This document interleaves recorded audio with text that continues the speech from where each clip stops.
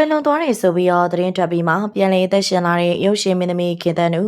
ဒီနေ့တော့လူမှုကွန်ရက်မီဒီယာတွေပေါ်မှာမင်းသမီးကြီးခင်သန်းနုကွယ်လွန်သွားပြီဆိုတဲ့သတင်းမှားတွေဟာရုတ်တရက်ပြန့်နှံ့လာခဲ့ပါတယ်ဒီသတင်းကြောင့်ရုပ်ရှင်ပရိသတ်တွေအနုပညာရှင်တွေကြားမှာဝမ်းနည်းပူဆွေးမှုတွေဟာချက်ချင်းဆိုသလိုပေါ်ပေါက်ခဲ့ပြီးတတိုင်းလုံးအံ့အားသင့်ဝမ်းနည်းကုန်ကြပါတယ်ဘာကြောင့်လဲဆိုတော့မင်းသမီးကြီးခင်သန်းနုဟာမြန်မာနိုင်ငံရဲ့တမိုင်းမှာတမုံဖြတ်နိုင်တဲ့ကနဝင်မင်းသမီးတူဖြစ်လို့ပါပဲ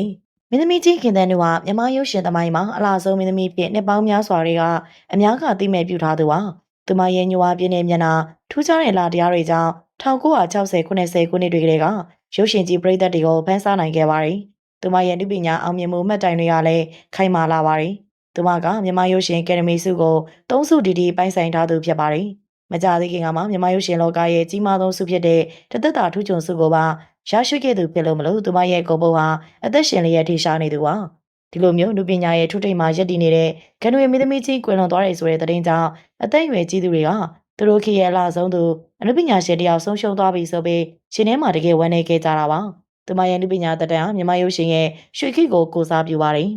1960ခုနှစ်ပြည်လွန်နှစ်တွေရဲ့ဆဲမက်ဖွယ်အလားပါညှို့အားပြည့်တဲ့ fashion နဲ့ဇကားတွေကိုမြင်အောင်ရင်ပရိသတ်တရားရင်ထဲကဆွေးမြေ့ခဲ့ကြတာပါ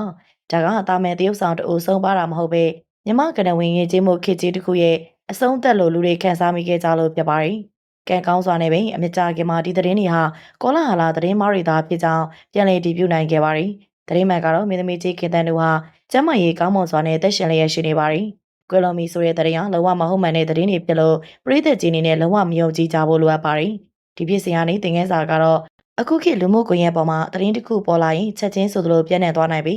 ဒီလိုမျိုးပြန့်နှံ့တဲ့သတင်းတွေကအမှန်တရားထက်အလိမ်ညာနဲ့ကောလာဟလာတွေကပုံများနေရဆိုတဲ့ချက်ပါပဲအထူးသဖြင့်အနုပညာရှင်တွေနိုင်ငံသမားတွေလိုလူသိများတဲ့ပုံကိုယ်တွေနဲ့ပတ်သက်တဲ့သိဆုံးမှုသတင်းတွေကိုသက်ဆိုင်ရာမိသားစုဒါမှမဟုတ်တာဝန်ရှိသူတွေကတည်ပြုချက်မပေးမချင်းလုံးဝမယုံသင့်ပါဘူးလူမှုကွန်ရက်ရဲ့အဆိုးဆုံးကြိုးဆက်တွေထဲမှာဒီလိုမျိုးသတင်းမှဖြန့်တာတွေကတကယ်ရက်တန်းကရက်တင်နေပါပြီကောလာဟလာတကူကမင်းသမီးကြီးရဲ့မိသားစုနဲ့ချစ်ခင်သူတွေကိုဘလောက်ထိစိုးရင်တော့ကရောက်စေလဲဆိုတာကိုဒီပြည့်ကနေထောက်ပြနေပါတယ်။မင်းသမီးကြီးကတန်းနူဟာမြန်မာရုပ်ရှင်သမိုင်းမှာအလားတာနဲ့လူပညာရေးချင်းကိုပြေဝပေါင်းဆက်ထားတဲ့ထူးခြားတဲ့စံပြပုဂ္ဂိုလ်တူပါ။အခုလိုကွယ်လွန်နေဆိုတဲ့သတင်းမှားတွေကြောင့်ဝမ်းနည်းမှုတွေဖြစ်ပွားခဲ့ရပေမဲ့ပြန်လည်သက်ရှင်လျက်ရှိနေတာကိုသိလိုက်ရတော့ပရိသတ်အားလုံးဝမ်းသာပီတိဖြစ်နေကြပါပြီ။မင်းသမီးကြီးခင်သန်းနူအသက်ရကျော်ရှိပါစေကျမ်းမာချမ်းသာပါစေလို့ဆုတောင်းရင်သူမရဲ့ကနဝင်မွေးနေ့တွေကိုဆက်လက်ထိန်းသိမ်းသွားကြဖို့တိုက်တွန်းလိုပါတယ်ပရိသတ်ကြီးတို့ရောမင်းသမီးကြီးရဲ့သတင်းမှာကိုကြားတော့ကဘလို့ခံစားရပါသလဲကွန်မန့်မှာဝင်ရောက်ဆွေးနွေးပေးခဲ့ကြပါအောင်ရှင်အာဘိနာဆင်ခဲ့ကြတဲ့ပရိသတ်တယောက်ချင်းစီတိုင်းကိုလည်းကျေးဇူးတင်ပါတယ်နောက်နေ့ဒီမှာလည်းစိတ်ဝင်စားစရာကောင်းတဲ့အကြောင်းအရာတွေနဲ့တူပြန်လာခဲ့ပါအောင်မယ်ရှင်ဒီရောက်လောက်နဲ့ပဲနှုတ်ဆက်ခဲ့ကြပါတယ်